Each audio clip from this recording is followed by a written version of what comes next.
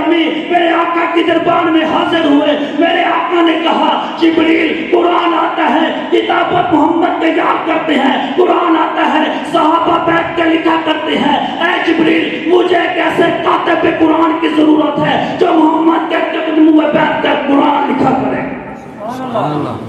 جبریل مجھے ایک ایسے کاتب قرآن کی ضرورت ہے جو محمد کے قدموں میں بیٹھ کر قرآن لکھا کرے. اے جبریل تو بتا میں قرآن کی کتابت کی ذمہ داری کس کے سپرد کروں. میرے آقا کی بات سن کر جناب جبریل امین کہتے ہیں آقا کیا آپ کی مجلس میں امیر معاویہ موجود نہیں؟ کیا آپ کی مجلس میں امیر معاویہ موجود نہیں؟ کیا آپ کی مجلس میں امیر معاویہ موجود نہیں؟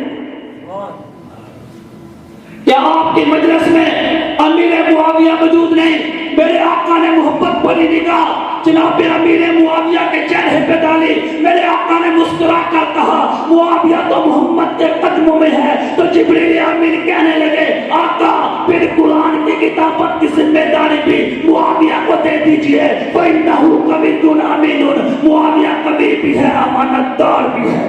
سبحان اللہ.